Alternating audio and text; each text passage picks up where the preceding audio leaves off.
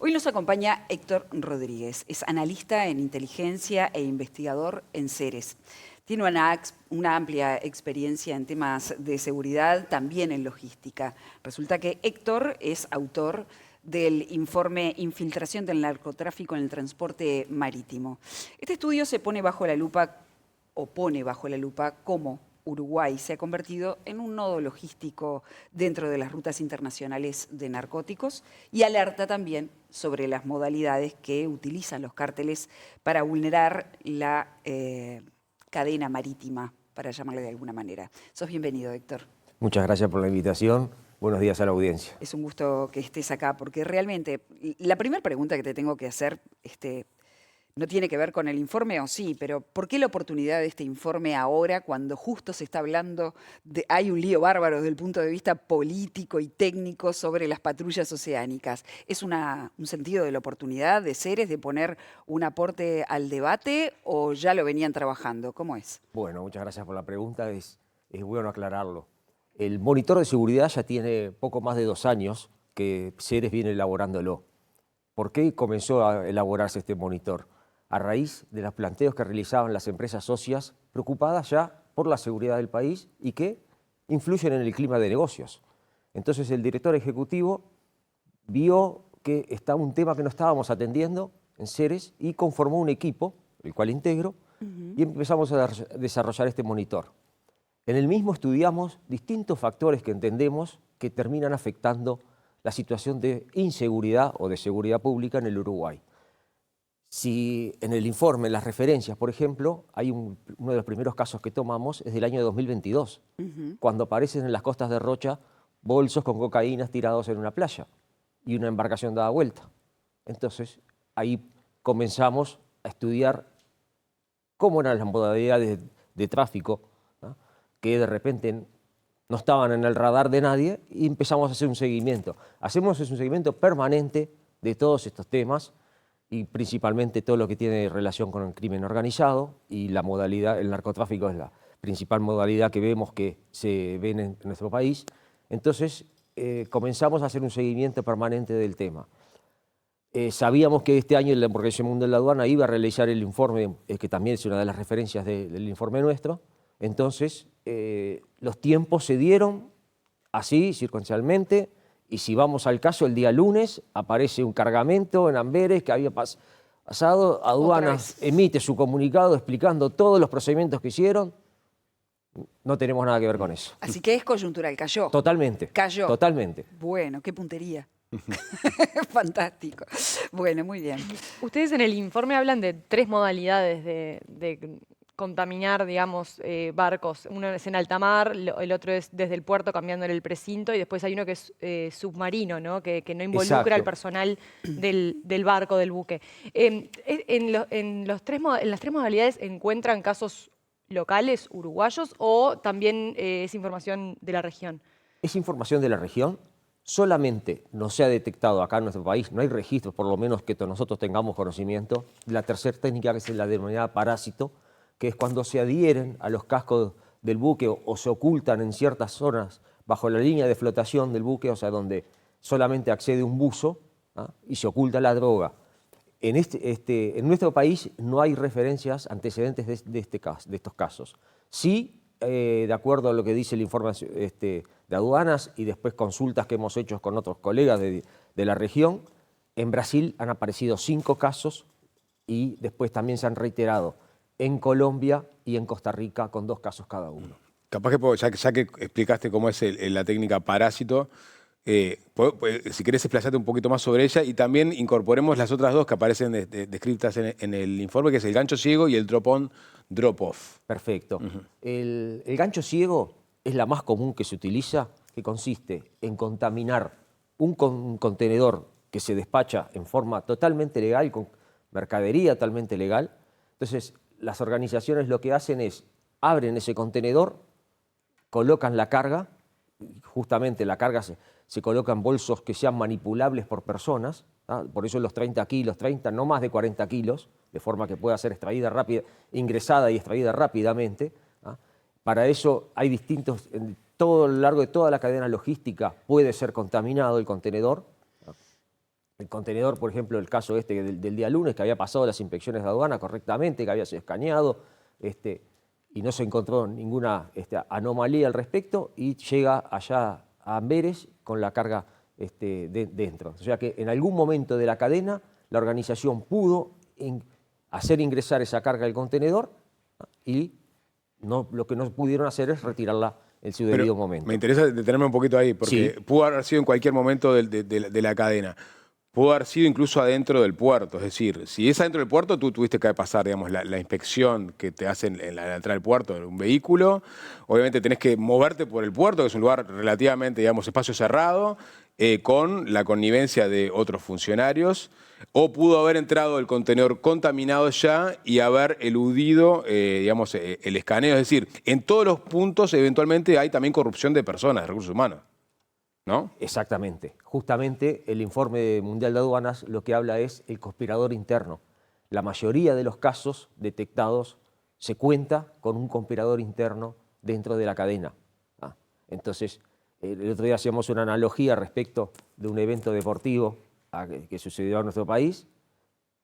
Flor de operativo de seguridad, horas, hombre destinadas a... Y todo termina fallando porque un funcionario de la organización acepta el pago para poder introducir y esconder las bengalas. Entonces, esa misma modalidad es lo que se está dando en la cadena del tráfico marítimo.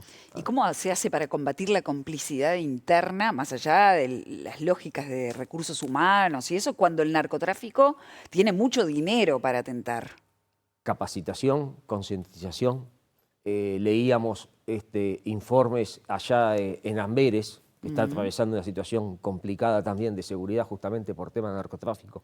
¿Cómo emplean menores para sacar las cargas de los contenedores? A ver cómo es eso. Y ellos contratan menores de 15 años, ¿no? Jóvenes en situación de vulnerabilidad o que deseosos de hacerse de dinero pronto, y ingresan a los puertos, a las zonas restringidas, vulnerando las medidas de seguridad, a veces con complicidad de funcionarios que prestan su carné para poder ingresar, ¿no? Y realizan la maniobra. Entonces, simulando ser trabajadores. No, exacto. Ah, claro. Entonces, sin duda que las medidas que se tomen siempre en algún lugar puede ser perforada. Entonces, hay que trabajar muchísimo, hay que incorporar tecnología, hay que incorporar mucha inteligencia. Entonces, de esa forma tratar de minimizar, nunca entendemos que se va a eliminar, pero sí minimizar los riesgos. Pero quedó el drop-on, drop-off, todavía Sí. pendiente, sí. Vamos al segundo método, que justamente en las costas de Rocha aparece una embarcación dada vuelta. O sea, ese método, ¿cómo se desarrolla? Desde la costa, una embarcación menor, se carga la droga, se lleva hasta el buque que se va a hacer cargada. Ahí, por lo general, se cuenta con complicidad de la tripulación. Esa carga es izada al buque, se esconde en distintos lugares. En estos casos, por lo general, se utilizan los contenedores refrigerados, que son los que tienen lugares donde se permite esconder la droga. Luego, una vez llegado el buque al lugar donde está previsto que la organización recoja la droga, se lanza al mar. Entonces, a su vez, esa droga va con dispositivos GPS, de forma que pueda ser localizada por la organización que la va a ir a recoger.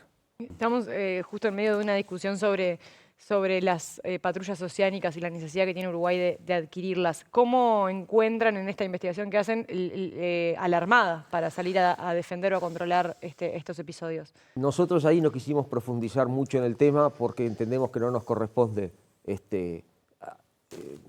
no es tarea nuestra el estudio, pero sí lo que visualizamos de que la falta de un sistema de control de tráfico marítimo en el país podría contribuir a mejorar esa situación.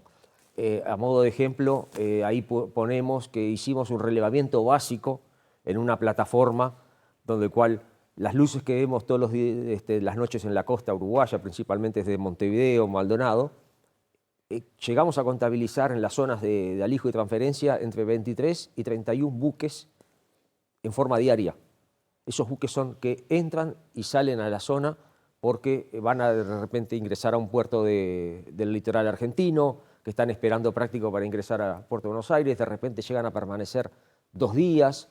¿Tá? Entonces, las organizaciones estudian todos esos movimientos, cuáles son las líneas que realizan los buques, qué carga llevan, y bueno, y buscan las oportunidades donde pueden realizar sus maniobras. Eso vendría a ser la zona de fondeo, digamos. Las dos, exactamente, el Río de la Plata tiene 4 zonas de alijo y transferencia, son 2 del lado argentino, 2 del lado uruguayo. Ponemos ahí en las referencias 2 casos también que sucedieron en Argentina, por lo que el tema no es solo nuestro, es regional. Creemos que están dadas las condiciones geográficas para que se desarrolle ese tipo de maniobra en la zona nuestra. ¿Y cómo acceden, perdón, Caro, cómo acceden a esos datos ustedes?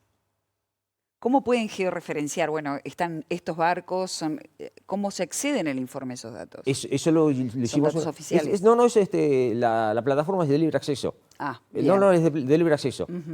Y justamente el otro día nos llamaba la atención la cantidad de luces que veíamos desde el este y contabilizamos ahí 35 buques. Y se nos pudo haber escapado alguno. Esto fue algo muy básico que realizamos. Sí. No pedimos información oficial al respecto. No, cuando se habla sobre la técnica de contaminar el contenedor dentro del puerto en alguna etapa del proceso, me hace pensar que los controles aduaneros, cuando se compraron los 2 escáneres nuevos y se habló de, bueno, esto es algo que va a ayudar mucho a controlar el crimen organizado, bueno, a la luz de los resultados de este informe, que uno dice, bueno, si los pueden contaminar en cualquier momento, puede ser antes, después del escáner y no van a surtir ningún resultado. Siempre las organizaciones van a estar O sea, ya encontraron el varios mecanismo de pasos salida. adelante de las autoridades. Además, también pensemos que el Estado tiene recursos finitos. La organización, no. Cuando llegó el escáner, ya estaban encontrando otra forma de... Sí, pensamos que este caso fue 2022 y también recuerden el caso que estuvo el año 2009, aquel croata que estuvo, que fue detenido en Santiago Vázquez con 2 toneladas de cocaína. Justamente la modalidad que está empleando es contaminar de esa forma. Y lo que más nos llamó la atención a nosotros, y entendemos que es una situación bastante complicada, es que aparecieron 2 montenegrinos en una organización, en la Operación Virtus, que eso da la pauta de la presencia de lo que se conoce como la mafia de los Balcanes aquí en la región.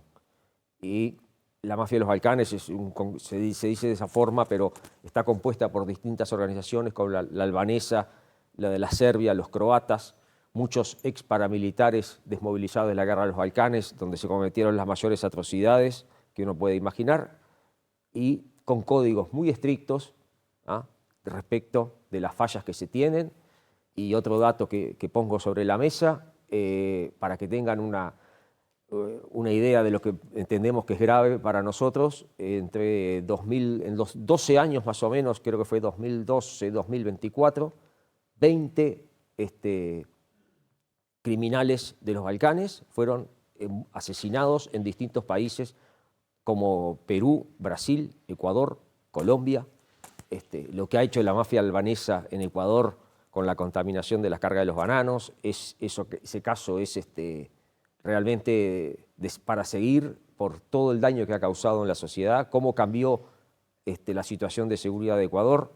El otro día leíamos, que fue esta semana, que desarticularon en Madrid, en la oficina del cartel Jalisco Nueva Generación en Madrid, con un procesamiento importante, una gran operación de la Policía Europea.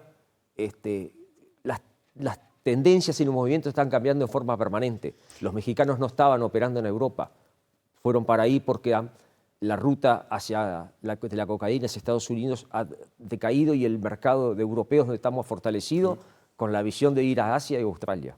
Rodríguez, el último caso, ¿no? el de la cocaína incautada en Bélgica, dice la Dirección Nacional de Aduanas que gancho ciego mediante fue contaminado, pero no en el puerto de Montevideo, porque ellos dicen se escaneó y digamos, el resultado arrojó que no había, digamos, droga. ¿Eso puede dar un falso negativo, digamos? Y en todo caso, por más que se haya contaminado, pongámosle en otro puerto en escala intermedia rumbo a Europa, ¿hay igual una pata local en esa operativa? Es decir, por más que no se contaminó en Uruguay, ¿hay alguien que avisó que salió un contenedor con determinadas características desde Uruguay y que va a ser contaminado en algún puerto intermedio antes de llegar a Bélgica? Y es probable. Siempre están estudiando cuáles son las rutas, qué tipo de productos llevan, quiénes son los operadores que están trabajando atrás. ¿Y sobre el escaneo? O sea, puede ser que en verdad tuviera la droga y el escáner no lo detectará. No tenemos información al respecto, confiamos en lo que dice el informe de las autoridades. Hablabas de la dinámica permanente, los cambios permanentes que tiene el sistema del narcotráfico. Pero también en el informe se destaca que hay patrones comunes en la región acerca de cómo es que están operando. ¿Solo se refiere a estas tres modalidades o hay otros patrones comunes que se puedan identificar? No, nosotros estudiamos actualmente estas tres modalidades, Estas tres. sí, enfocándonos en cómo afecta la industria marítima. Y mayoritariamente, ¿cuál es el producto, cuál es la droga que utiliza el narcotráfico, que está trasladando en nuestra región? ¿Cocaína? Cocaína. Cocaína porque es la ruta que se utiliza hacia Europa. ¿Por qué no otras? Qué raro. ¿Qué intuyen ustedes? Y porque es la que tiene mayor demanda. La mayor demanda de cocaína está en Europa y además se está visualizando el traslado hacia Asia y Australia. Justamente también una de las referencias que estudiamos que el caso fue un buque que salió del un puerto de Argentina, que estuvo en la rada del Río de la Plata, fue hacia Australia y en Australia al poco tiempo apareció el cadáver de un buzo brasilero con cocaína flotando cerca de la zona. Entonces ahí vemos cómo a nivel regional se trabaja. Claro, para realizar ese tipo de operaciones se requiere gente especializada. Entonces, la organización manda el buzo especializado hasta Australia para realizar la descarga de la mercadería. Por eso los recursos que se emplean, los medios, no hay que descartar ninguno, y por más que uno diga, no, esto es de película, es probable que se lleve a cabo. Cuando uno piensa en crimen organizado y puertos, piensa inmediatamente en el puerto de Montevideo, ¿no? Sin embargo, Uruguay tiene muchos puertos pequeños, puertos pesqueros, deportivos, etcétera. ¿Cuánto pesa el puerto de Montevideo y el resto de los puertos que tiene la costa uruguaya? Bueno, veamos que esta modalidad, por ejemplo, del drop-off, hubieron dos casos particulares. Uno que estaba saliendo desde el puerto de San Luis, un puerto de pesquero artesanal. Estaban cargando pasta base de cocaína y las autoridades abortaron la operación en el momento. Y después también hubo otro caso acá en el puerto de Montevideo que estaban cargando en un pesquero 1 tonelada de cocaína. Entonces, el patrón que encontramos son lugares de acopio, por ejemplo, este último que se encontró en Punta Espinillo, cerca de la costa, y después lugares donde las embarcaciones puedan zarpar en forma normal, digamos, sin llamar la atención de las autoridades, pero con carga ilícita que va a ser llevada hacia un buque. Ahí me interesa, el caso de San Luis, dijiste que era pasta base de cocaína, no era cocaína. Uno intuye que la pasta base de cocaína no va a Europa. O sea, es un traslado, digamos, local o regional a lo sumo, me imagino. No, eso es lo que nosotros estuvimos consultando, que está la posibilidad de que allá nuevamente se vuelva a procesar la pasta base, entonces con lo que da la pauta de que habría laboratorios en Europa que se están... Exacto. Y lo otro es el caso de San Luis, ¿no? O sea, esa embarcación pesquera iba a ir a alta mar al encuentro de un carguero y la modalidad con buzos, poner la carga abajo. De subirla. Subirla, exactamente. Y ahí no me sale otro término que no marcan mucha bobera, como se dice de la jerga popular, es decir, una embarcación que se arrima tanto a un carguero, o nadie lo ve dentro de... Se está en convivencia con toda la tripulación del barco. Comparte. El capitán no se da cuenta que tiene una embarcación al lado. Depende de los casos. El caso, por ejemplo, del Ceci, que fue un buque que fue que estuvo acá en el Río de la Plata y luego fue detenido en el puerto de San Lorenzo, en Argentina, fue el capitán que hizo la denuncia porque había advertido movimientos inusuales alrededor de su buque y estaban contaminados con un cargamento de 400 kilos.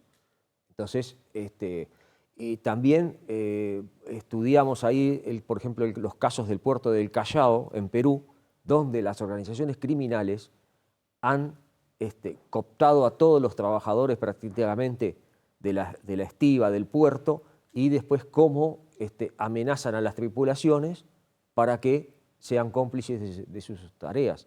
Y si no, hay que pensar que ese marinero que está a bordo está solo, su familia está en otro país y entonces muchas veces por miedo terminan aceptando la tarea. Hablabas del fortalecimiento, el informe habla del fortalecimiento del sistema de control marítimo necesario que debe tener Uruguay, pero también hablabas de la cooperación internacional.